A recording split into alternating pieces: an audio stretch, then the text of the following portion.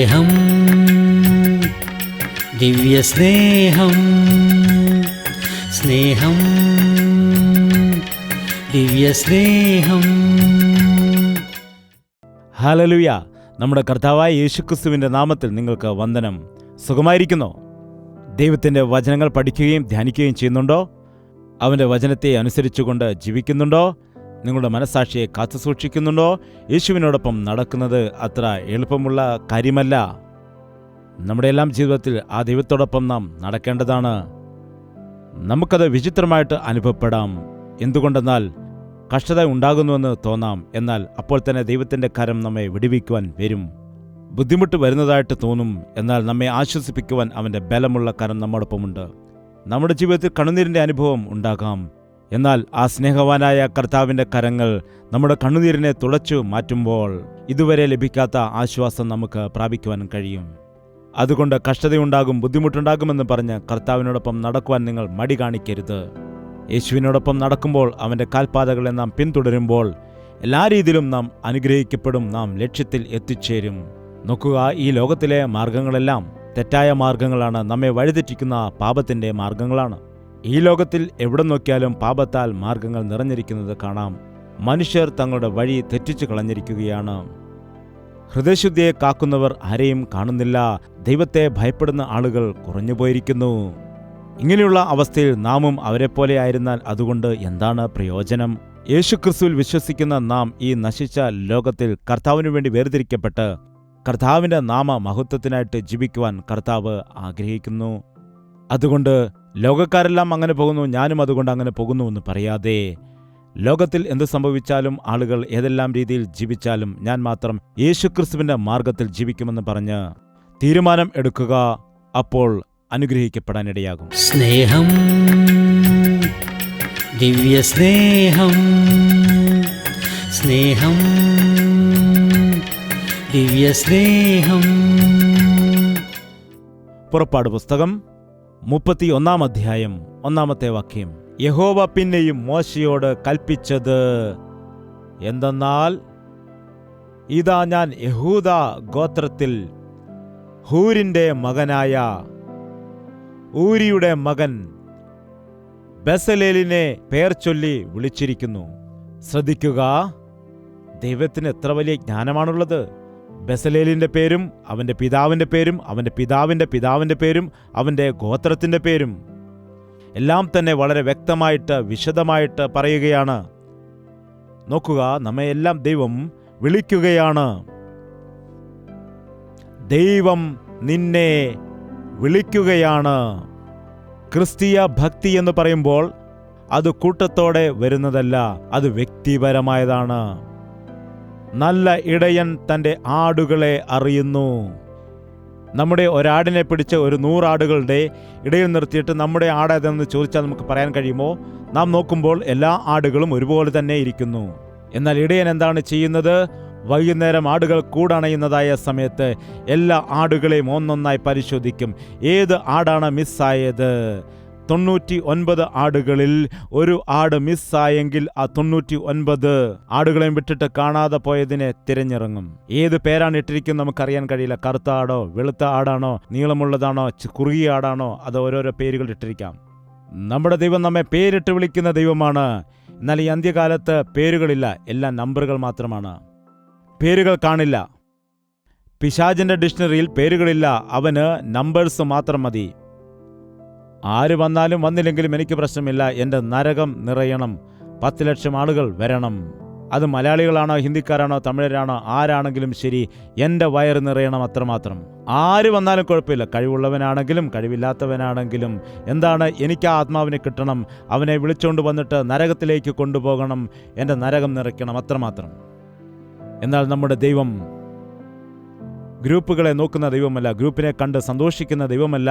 ഇന്ന് ഞങ്ങളെപ്പോലെയുള്ളതായ പ്രസംഗകർ ഇന്ന് അനേകം ആളുകൾ ഗ്രൂപ്പുകളെ കൂട്ടത്തെ കണ്ട് സന്തോഷിക്കുകയാണ് ചെയ്യുന്നത്. അല്ലാതെ എത്ര ആളുകൾ രക്ഷിക്കപ്പെടുവാനിടയായി, എത്ര ആളുകൾക്ക് ദൈവിക വിടുതൽ അനുഭവിക്കുവാൻ, വ്യക്തിപരമായി ദൈവത്തെ സ്വീകരിക്കാൻ ഇടയായി, എത്ര മദ്യപാനികളെ വിടുവിക്കുവാൻ കർത്താവ് ആഗ്രഹിക്കുന്നുണ്ട്, എത്ര തകർക്കപ്പെട്ട കുടുംബങ്ങളെ പണിയാൻ കർത്താവ് ആഗ്രഹിക്കുന്നു, എത്ര നിരാശപ്പെട്ട ഭാരത്തോടെ ആയിരിക്കുന്ന എത്ര വ്യക്തികളോട് ഇടപെടുവാൻ കർത്താവ് ആഗ്രഹിക്കുന്നു എന്നുള്ളതായ ആലോചന ഇല്ല.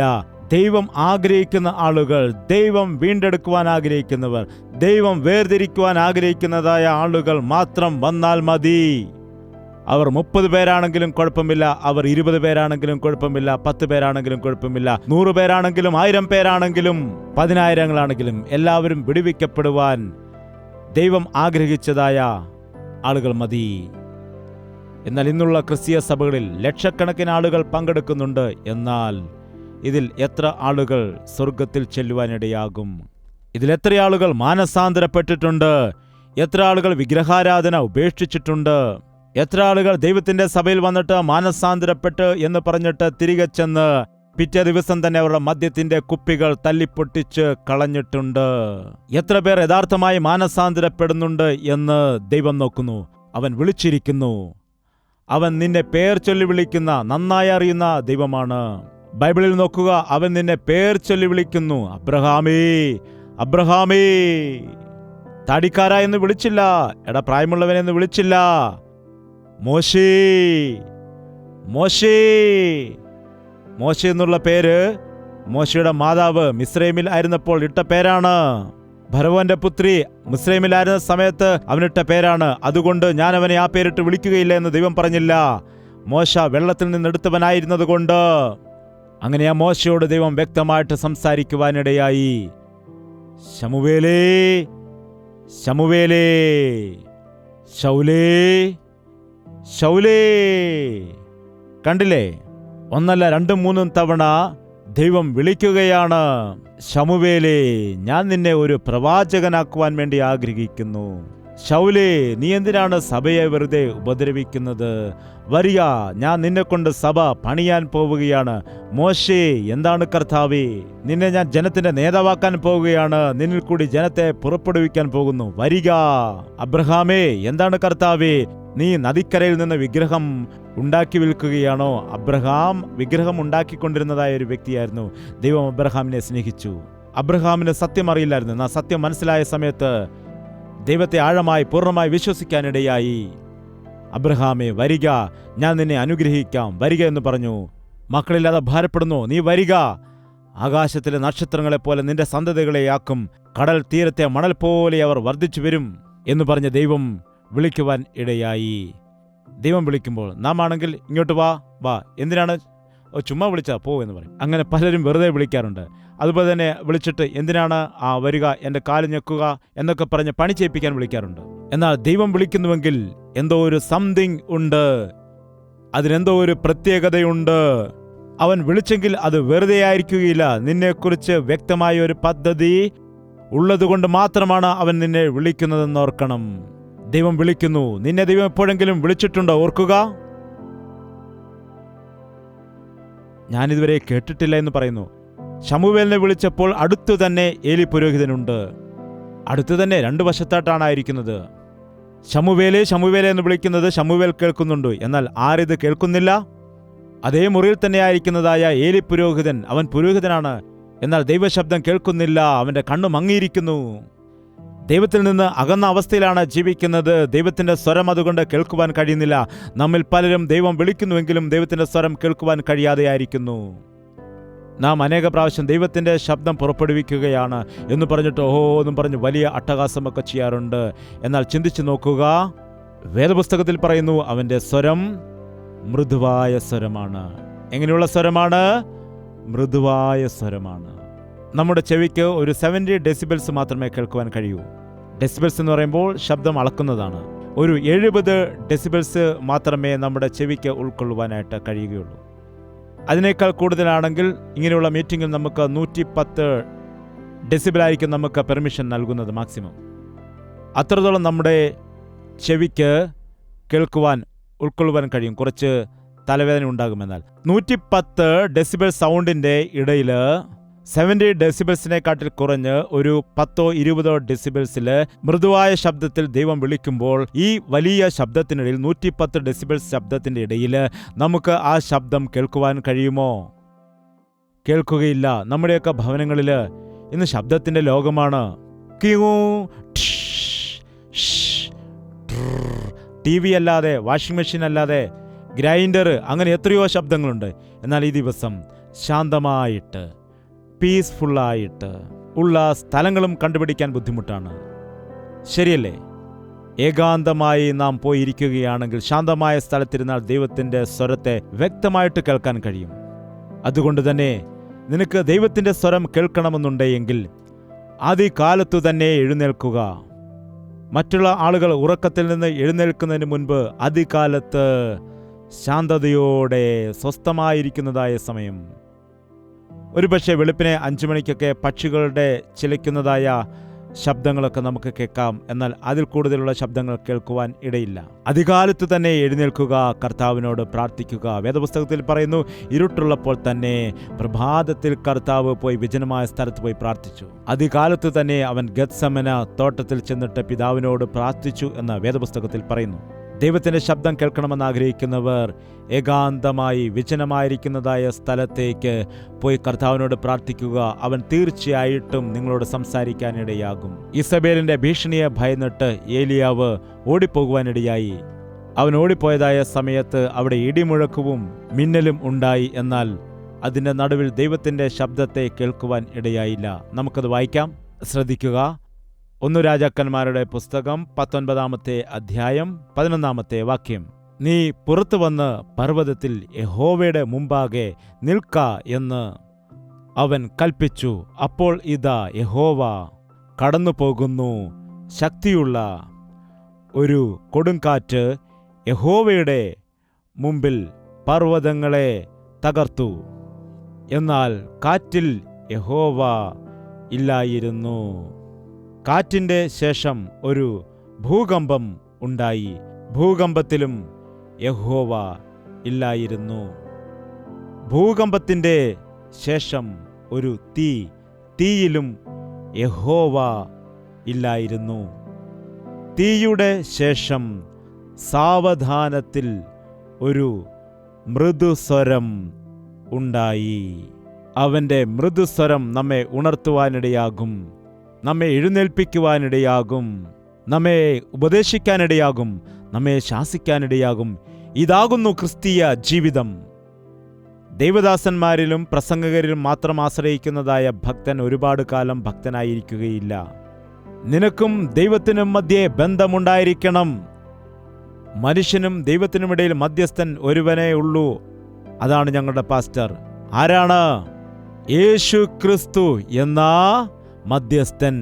പൗലോസും ശീലാസും മുടന്തനെ നടപ്പിച്ച സമയത്ത് ആ ദേശത്തുള്ള ആളുകളെല്ലാം ആർഭാടം ചെയ്ത് അവരെ പുകഴ്ത്തുവാനിടയായി.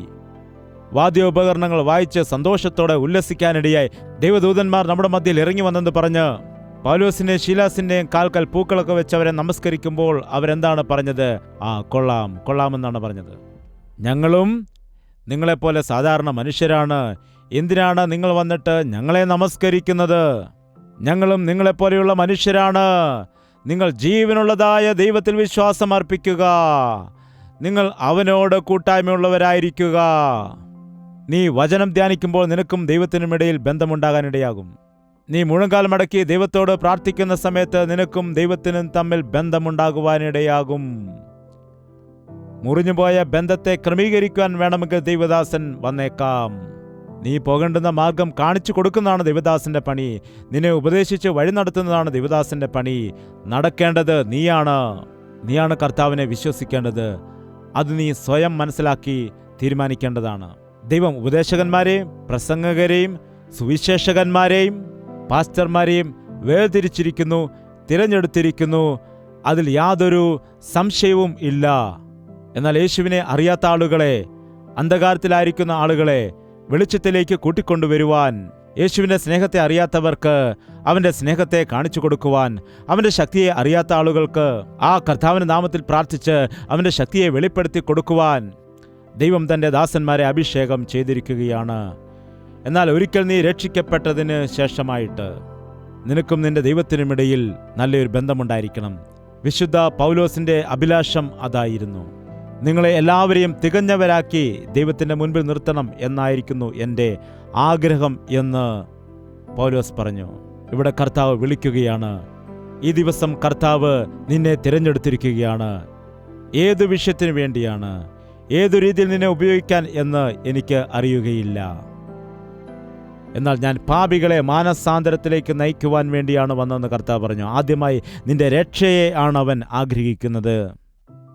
രണ്ടാമത്, എൻ്റെ അടുക്കൽ വരിക, നിങ്ങളെ ഞാൻ മനുഷ്യരെ പിടിക്കുന്നവരാക്കുമെന്ന് പറഞ്ഞു. അതായത് ആത്മാക്കളുടെ രക്ഷയ്ക്ക് വേണ്ടി നിന്നെ വിളിക്കുകയാണ് കർത്താവ്.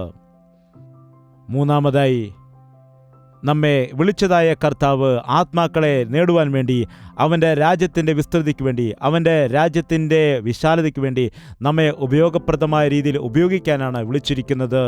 അതിനുവേണ്ടി അവൻ നിനക്ക് കൃപ നൽകിയിരിക്കുന്നു, നിനക്ക് കഴിവ് നൽകിയിരിക്കുന്നു, നിനക്ക് ടാലന്റ് നൽകിയിരിക്കുകയാണ്. നിന്നെ ഉപയോഗിക്കാൻ കർത്താവ് ആഗ്രഹിക്കുന്നു. കർത്താവേ, എന്നെ ഉപയോഗിക്കണമേ എന്ന് നീ ചോദിക്കുകയാണെങ്കിൽ ദൈവത്തിൻ്റെ അഭിഷേകം ഇന്ന് നിന്റെ മേൽ വരുവാനിടയാകും. ദയവ് ചെയ്ത് തലകളെ വണക്കുക, പ്രാർത്ഥിക്കാം.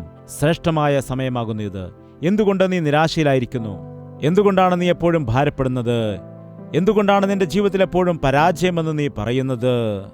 ഞാൻ നിഷ്കളങ്കനാണ്, നിഷ്കളങ്കയാണ്, എന്നെ ആരും കണക്കിടുന്നില്ല എന്ന് നീ എന്തുകൊണ്ട് പറഞ്ഞ് വിഷമിക്കുന്നു? നിന്റെ കഷ്ടത അവൻ കാണുന്നുണ്ട്, നിന്റെ വിശ്വാസം അവൻ കാണുന്നുണ്ട്. യേശുവേ, ബെസലേലിനെ അനുഗ്രഹിച്ച് അഭിഷേകം ചെയ്തതായ കർത്താവേ, ഈ ദിവസം നീ എന്നെ അനുഗ്രഹിക്കണമേ. നീ എന്നെ വിളിക്കുന്നുണ്ട് എന്ന് ഞാൻ മനസ്സിലാക്കുന്നു. നിന്റെ മൃദുസ്വരം കേൾക്കുവാനുള്ള ഭാഗ്യം നീ എനിക്ക് നൽകുമാറാകണമേ. നിന്റെ അത്ഭുതങ്ങൾ കാണുവാനുള്ള ഭാഗ്യം നീ നൽകുമാറാകണമേ. നിന്റെ രാജ്യത്തിനു വേണ്ടി പ്രയോജനകരമായി പ്രവർത്തിക്കുവാൻ എന്നെയും നീ ഉപയോഗിക്കുമാറാകണമേ എന്ന് ദാഹത്തോടുകൂടി ദൈവത്തിൻ്റെ സന്നിധിയിൽ നിങ്ങൾ പ്രാർത്ഥിക്കുക. എന്നെ നീ ഉപയോഗിക്കണമേ, എന്നെ നീ അനുഗ്രഹിക്കുമാറാകണമേ, എന്നെ നിന്റെ ഹിതപ്രകാരമുള്ള വ്യക്തിയായി മാറ്റണമേ കർത്താവേ. നിങ്ങളുടെ കരങ്ങൾ ഉയർത്തി പ്രാർത്ഥിക്കുക. കർത്താവ് നിങ്ങളുടെ കരങ്ങളെ കാണുന്നുണ്ട്. കർത്താവ് നിങ്ങളുടെ പേരുകളെ അറിയുന്നതായ കർത്താവാകുന്നു. അവൻ നിന്റെ മേൽ ദൃഷ്ടി വെച്ച് നിനക്ക് ആലോചന പറഞ്ഞു തരുന്ന ദൈവമാകുന്നു. അവൻ്റെ മൃദുവായ സ്വരം പലപ്പോഴും നിന്നെ പിന്തുടരുന്നുണ്ട്. എന്നാൽ പലപ്പോഴും നിനക്കത് കേൾക്കുവാൻ കഴിയുന്നില്ലായിരിക്കാം. ഈ സമയം അവൻ്റെ ആ മൃദുസ്വരം നിന്നെ രക്ഷയിലേക്ക് നടത്തുന്നതായ അവൻ്റെ മൃദുസ്വരം, നിന്റെ മേൽ അവൻ്റെ അഭിഷേകം നൽകിക്കൊണ്ട് നിന്നോട് സംസാരിക്കുന്നതായ ആ സ്വരം ഇപ്പോൾ നിന്നോട് ഇടപെടുകയാണ്. കർത്താവേ, എന്നോട് നീ സംസാരിക്കണമേ, എന്നെ നീ അഭിഷേകം ചെയ്യണമേ, എന്നെ അനുഗ്രഹിക്കപ്പെട്ട വ്യക്തിയാക്കി മാറ്റണമേ, നിനക്ക് വേണ്ടി വൻ കാര്യങ്ങൾ ചെയ്യുന്ന വ്യക്തിയായി എന്നെ മാറ്റണമേ, നിന്നെ മഹത്വപ്പെടുത്തുന്ന വ്യക്തിയായി മാറ്റണമേ. എൻ്റെ ഭവനത്തിൽ, എൻ്റെ ദേശത്ത്, എൻ്റെ ജോലിയുടെ മധ്യയിൽ, എൻ്റെ കോളേജിൽ, എൻ്റെ ഹോസ്റ്റലിൽ, എൻ്റെ ഡ്യൂട്ടിയിൽ എന്നിൽ ഒരു പ്രത്യേകത എൻ്റെ ചുറ്റുപാടുമുള്ള ആളുകൾ കാണണം. ഈ ദിവസം കർത്താവേ, നീ എന്നെ ദർശിക്കുമാറാകണമേ എന്ന് വായ് തുറന്ന് കർത്താവിനോട് നിങ്ങൾ പ്രാർത്ഥിക്കുക. ആ ദിവസം മോശയോട് പറഞ്ഞതായ വാക്കുകൾ ഈ ദിവസം നിന്നോട് ദൈവം സംസാരിക്കുകയാണ്. ഞാൻ അവനെ വിളിച്ചിരിക്കുകയാണ്, എൻ്റെ നാമത്തിൻ്റെ മഹത്വത്തിന് വേണ്ടി ഞാൻ അവനെ ഉപയോഗിക്കുകയാണ്. കഴുതകളുടെ പിൻപേ നടന്നതായ ശൗലിനെ വിളിച്ചിട്ട് ഇസ്രായേലിൻ്റെ രാജാവാക്കിയിട്ട് അവൻ മാറ്റി. ആടുകളെ മേയിച്ചുകൊണ്ടിരുന്ന ദാവീദിനെ വിളിച്ചിട്ട് വലിയ ഒരു ചക്രവർത്തിയായിട്ട് അവൻ മാറ്റി. മത്സ്യം പിടിച്ചുകൊണ്ടിരുന്ന പത്രോസിനെയും യോഹന്നാനെയും ഒക്കെ വിളിച്ചിട്ട് ആത്മാക്കളെ പിടിക്കുന്ന വ്യക്തികളാക്കി മാറ്റാനിടയായി. ഭീരുവായിരുന്നതായ ഗിദെയോനെ വിളിച്ച് വേർതിരിച്ചിട്ട് മിദ്യാന്റെ കയ്യിൽ നിന്ന് ഇസ്രായേലിനെ വിടുവിക്കുവാൻ തക്കവണ്ണം ദൈവം ശക്തിയെ കൊടുത്തു. അതേ കർത്താവ് ഈ ദിവസം നിന്നെയും വിളിക്കുകയാണ്. നിന്നിൽ കൂടി ഈ ഭൂലോകത്തിൽ സുവിശേഷം അറിയിക്കപ്പെടണമെന്ന്, നിന്നിൽ കൂടി നിന്റെ ബന്ധുക്കളെല്ലാം യേശുക്രിസ്തുവിൽ രക്ഷ പ്രാപിച്ചെടുക്കണമെന്ന്, നിന്നിൽ യേശുവിനെ കാണുന്നതായ ആളുകൾ നിന്നിൽ കൂടി അവരും യേശുവിനെ അറിയുവാനും രക്ഷിക്കപ്പെടുവാനും വേണ്ടി കർത്താവ് ആശിക്കുകയാണ്. കർത്താവേ, നീ എന്നെ തിരഞ്ഞെടുത്തിരിക്കുന്നു, എന്നെ നീ അഭിഷേകം ചെയ്യണമേ, നീ എന്നെ ബലപ്പെടുത്തണമേ, എന്നെ നീ ഒരുക്കിയെടുക്കണമേ, എന്നെ ഉപയോഗിക്കണമേ യേശുവേ എന്ന് കർത്താവിനോട് വായ് തുറന്ന് പ്രാർത്ഥിക്കുക. കർത്താവേ, ഞാനിതാ, നീ അരുളി ചെയ്യണമേ എന്ന് ആ ശമൂവേൽ യഹോവയായ ദൈവത്തോട് പറഞ്ഞതുപോലെ തന്നെ നീ അരുളി ചെയ്യണമേ. ഇതാ നിന്റെ ദാസൻ, നിന്റെ ദാസനായിരിക്കുന്ന, ദാസിയായിരിക്കുന്ന ഞാൻ ശ്രദ്ധിക്കുകയാണ്. നീ പറയണമേ. ഞാൻ എന്താണ് ചെയ്യേണ്ടത് നീ പറയണം. ഞാൻ എങ്ങനെയായിരിക്കണമെന്ന് നീ പറയുക. ഞാൻ ഉപേക്ഷിക്കേണ്ടത് എന്താണെന്ന് നീ പറയണമേ. ഞാൻ എങ്ങനെയാണ് വിശ്വാസം കാത്തു സൂക്ഷിക്കേണ്ടതെന്ന് നീ പറയണമേ. നിനക്ക് വേണ്ടി എങ്ങനെയാണ് ഞാൻ വേല ചെയ്യേണ്ടതെന്ന് നീ പറയണമേ അപ്പാ എന്ന് കർത്താവിനോട് ചോദിക്കുക. ആ ദൈവം നിങ്ങളോട് സംസാരിക്കുന്നവനാണ്. അവൻ നമ്മെ ബലപ്പെടുത്തുന്ന കർത്താവാണ്, നമ്മെ ഉപയോഗിക്കുന്ന കർത്താവാണ്. വിളിച്ച ദൈവം വിശ്വസ്തനാകുന്നു. ആ കർത്താവ് നിന്നെ ഒരിക്കലും തള്ളിക്കളയുകയില്ല. നിന്നെ സർവ്വ സത്യത്തിലും അവൻ നടത്തും. നിന്നിൽ കൂടി അവന്റെ വൻ കാര്യങ്ങൾ ചെയ്യുവാൻ വേണ്ടി അവൻ ആഗ്രഹിക്കുന്നു. ഈ രാത്രി പറയുക, യേശുവേ, ഇതാ എൻ്റെ ജീവിതം നിന്റെ കരങ്ങളിലേക്ക് ഏൽപ്പിക്കുകയാണ്. എന്നെ നീ ഉപയോഗിക്കണമേ, എന്നെ നീ അഭിഷേകം ചെയ്യണമേ. നീ പറയുന്നത് പോലെ ഞാൻ ചെയ്യാം. എന്നെ നീ ബലപ്പെടുത്തണമേ. നിന്റെ കൃപ എനിക്ക് നൽകുമാറാകണമേ. വായ് തുറന്ന ദൈവത്തോട് നിങ്ങൾ ചോദിക്കുക, എന്നെ അഭിഷേകിക്കണമേ കർത്താവേ. എന്നെ ഞാൻ സമർപ്പിക്കുകയാണ്. നിങ്ങളായിരിക്കുന്നതായ ഇടങ്ങളിൽ നിങ്ങളുടെ 2 കരങ്ങളും ഉയർത്തിക്കൊണ്ട്, ഇതാ കർത്താവേ, എൻ്റെ അവസ്ഥയെല്ലാം നീ അറിയുന്നുവല്ലോ. നിന്നിലേക്ക് ഞാൻ ആശ്രയിക്കുകയാണ്. നീ എന്നെ സഹായിക്കണമേ. ആ കാലത്ത് ബെസലേലിനെ ആത്മാവിന്റെ അഭിഷേകത്താൽ നിറച്ചതുപോലെ നിന്റെ പരിശുദ്ധാത്മാവിന്റെ ശക്തിയെ ഞങ്ങൾക്ക് നൽകുമാറാകണമേ. ഞങ്ങളുടെ സകല ബലഹീനതകളും അഴിഞ്ഞു പോകുന്നതിന്, ഞങ്ങളുടെ എല്ലാ ദോഷങ്ങളും കഴുകപ്പെടേണ്ടതിന് എന്നെ തന്നെ സമർപ്പിക്കുകയാണ്. നിന്റെ കരങ്ങളിലേക്ക് ഏൽപ്പിച്ചു തരികയാണ്. നിരാശയിൽ നിന്നും ഭാരത്തിൽ നിന്നും എല്ലാം എൻ്റെ ജീവിതത്തിൽ വലിയ വിടുതൽ നീ നൽകണമേ. എന്നെ ശക്തനാക്കുന്നവൻ മുഖാന്തരം ഞാൻ സകലത്തിനും മതിയായവൻ എന്ന വിശ്വാസം പ്രാപിച്ചുകൊണ്ട്, നിന്റെ ഹിതം മനസ്സിലാക്കിക്കൊണ്ട് ഓരോ നിമിഷവും നിന്റെ മാർഗത്തിൽ നടക്കുവാനുള്ള, നിനക്ക് വേണ്ടി അത്ഭുത കാര്യങ്ങൾ ചെയ്യുവാനുള്ള, നിന്റെ ഹിതപ്രകാരം പ്രവർത്തിക്കുവാനുള്ളതായ, നിന്റെ ആലയത്തിൽ നിന്റെ ഹിതം പോലെ ജീവിക്കുവാൻ, നിന്റെ വചനപ്രകാരം ജീവിക്കുവാൻ ഞങ്ങളെ എല്ലാവരും സഹായിക്കണമേ എന്ന് കർത്താവിനോട് വായ് തുറന്ന് പ്രാർത്ഥിക്കുക. നമുക്ക് പ്രാർത്ഥിക്കാം. പരിശുദ്ധനായ സ്നേഹമുള്ള പിതാവേ, ഞങ്ങളുടെ മധ്യേ നീ ഉള്ളതുകൊണ്ട് നിനക്ക് നന്ദിയും സ്തുതിയും കരേറ്റുന്നു. ആ കാലത്ത് ബെസലേലിനെ നീ വിളിച്ചതുപോലെ ഈ ദിവസം നീ ഇത്രയും ആളുകളെ ഈ കൂട്ടത്തിലേക്ക് വിളിച്ചതിനായിട്ട് നിനക്ക് നന്ദി കരേറ്റുകയാണ്. നീ വിളിച്ചതായ ജനത്തെ അഭിഷേകം ചെയ്യണമേ. വിളിച്ചതായ എല്ലാ ആളുകളെയും ആത്മാവിന്റെ അഭിഷേകത്താൽ നിറയ്ക്കണമേ. വിളിക്കപ്പെട്ട എല്ലാവരും രക്ഷയുടെ അനുഭവം പ്രാപിക്കുവാൻ നീ സഹായിക്കണമേ. പരിശുദ്ധാത്മാവിന്റെ ശക്തി പ്രാപിക്കുവാൻ സഹായിക്കണമേ. പിശാചിന്റെ ശക്തികൾ ഞങ്ങളെ ഇത്രത്തോളം ഉപയോഗിച്ചു ഞങ്ങളെ ഒന്നിനും കൊള്ളാത്ത ആളുകളായിട്ട് തള്ളിക്കളഞ്ഞിരിക്കുന്നു. ഈ ദിവസം യേശുക്രിസ്തു തന്റെ കരങ്ങളിലേക്ക് ഞങ്ങളെ എടുത്തിരിക്കുന്നു. എന്നെ അവൻ അഭിഷേകം ചെയ്തിരിക്കുന്നു. ഇന്നു മുതൽ അവന്റെ സാക്ഷിയായിട്ട് ഞാൻ ജീവിക്കുവാൻ തീരുമാനമെടുത്തിരിക്കുന്നുവെന്ന് ഈ വിശ്വാസത്തോടുകൂടി നിന്റെ മക്കൾ തിരികെ പോകുവാൻ സഹായിക്കുമാറാകണം. നീ ഞങ്ങളെ ഒരു നാളും തള്ളിക്കളയുന്ന ദൈവമല്ല. നിന്റെ ആത്മാവിന്റെ ശക്തി, നിന്റെ വചനത്തിന്റെ ശക്തി ഞങ്ങളുടെ അന്തരംഗത്തിൽ നിറയുന്നതിനു വേണ്ടി അഭിഷേകത്താൽ നിറയപ്പെടുവാൻ, ശുദ്ധീകരിക്കപ്പെട്ട് ബലം പ്രാപിച്ച് നിന്റെ സാക്ഷികളായിട്ട് ജീവിക്കുന്നതിന് വേണ്ടി ഞങ്ങളെല്ലാവരെയും നീ സഹായിക്കുമാറാകണമേ എന്ന്, കൂടുതൽ നിന്റെ സാന്നിധ്യവും ശക്തിയും അനുഭവിക്കുവാൻ ഞങ്ങളെല്ലാവരെയും സഹായിക്കുമാറാകണമെന്ന് യേശുക്രിസ്തുവിന്റെ നാമത്തിൽ അപേക്ഷിക്കുന്നു പിതാവേ. ആമേൻ, ആമേൻ, ആമേൻ. സ്നേഹം, ദിവ്യസ്നേഹം, സ്നേഹം, ദിവ്യസ്നേഹം. പ്രശ്നത്തിലായിരിക്കുന്നോ? ദുഃഖത്തിലായിരിക്കുന്നുവോ? എല്ലാവരാലും കൈവിടപ്പെട്ടു എന്ന സങ്കടത്തിലാകുന്നുവോ? പരിസ്ഥിതികൾ തകിടം മറിഞ്ഞിരിക്കുന്നു, എൻ്റെ അവസ്ഥ എന്താകും എന്ന് ഭാരപ്പെട്ടിരിക്കുകയാണോ? നിങ്ങൾ ഏത് സാഹചര്യത്തിലാണെങ്കിലും നിങ്ങളെ എഴുന്നേൽപ്പിക്കാൻ കഴിയുന്ന, നിങ്ങളെ ബലപ്പെടുത്താൻ കഴിയുന്ന, ആശ്വസിപ്പിക്കുവാൻ കഴിയുന്ന, നിങ്ങളുടെ പ്രശ്നങ്ങൾ പരിഹരിക്കുവാൻ കഴിയുന്ന യേശുക്രിസ്തു ഉണ്ട് എന്നോർക്കുക. അവനാണ് യേശുക്രിസ്തു. അവൻ നമ്മെപ്പോലെ എല്ലാ രീതിയിലും പരീക്ഷിക്കപ്പെട്ടു. ഏതെല്ലാം കഷ്ടതകളും ബുദ്ധിമുട്ടും പരീക്ഷണങ്ങളുമാണ് മനുഷ്യർക്കുണ്ടാകുന്നത്, അവയെല്ലാം തന്നെ യേശുവിൻ്റെ ജീവിതത്തിലും അനുഭവിക്കുവാനിടയായി അവയെല്ലാം നേരിട്ട് അതിനെ ജയിച്ചു. അതുകൊണ്ട് ആ ജയജീവിതം നമുക്ക് കാണിച്ചു തരുന്ന കർത്താവാണ് യേശു കർത്താവ്.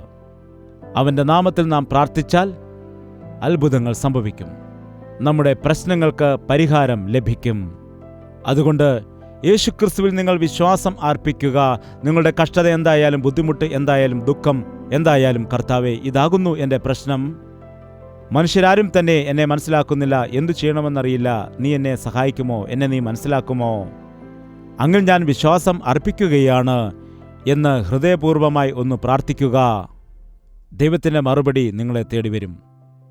നിങ്ങൾക്ക് വേണ്ടി ഞങ്ങളും പ്രാർത്ഥിക്കണമെന്നുണ്ടെങ്കിൽ നിങ്ങളുടെ ഫോൺ നമ്പറും പ്രാർത്ഥനാ വിവരങ്ങളും കാണിച്ച് ഞങ്ങൾക്ക് കത്തയക്കുക. അല്ലെങ്കിൽ ഇമെയിലിൽ കൂടിയും അതുപോലെ SMS കൂടിയും നിങ്ങളുടെ പ്രാർത്ഥനാ വിഷയങ്ങൾ ഞങ്ങളെ അറിയിക്കുവാൻ കഴിയുന്നതാണ്. കർത്താവിൻ്റെ സന്നിധിയിൽ നിങ്ങൾക്ക് വേണ്ടി ഞങ്ങളും പ്രാർത്ഥിക്കും. കർത്താവ് തീർച്ചയായിട്ടും നിങ്ങൾക്ക് ഉത്തരം നൽകും. കർത്താവിൻ്റെ ഹിതമാണെങ്കിൽ വീണ്ടും കാണാം. അപ്പോൾ വരെ ദൈവത്തിൻ്റെ മഹാകൃപ നിങ്ങളോട് കൂടെ ഉണ്ടായിരിക്കട്ടെ.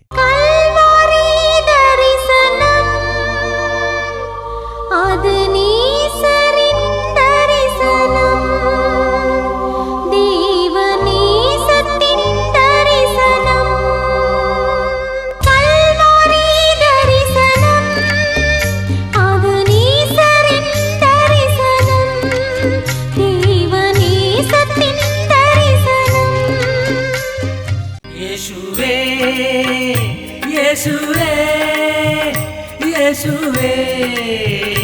യേശുവേ യേശുവേ യേശുവേ യേശുവേ യേശുവേ നിന്നെ നിന്നെ എന്നും ഞാൻ സേവിക്കും.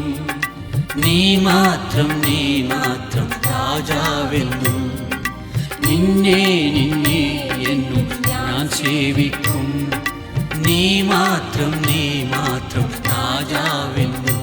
യേശുവേ യേശുവേ യേശുവേ യേശുവേ യേശുവേ യേശുവേ യേശുവേ യേശുവേ യേശുവേ യേശുവേ യേശുവേ യേശുവേ യേശുവേ യേശുവേ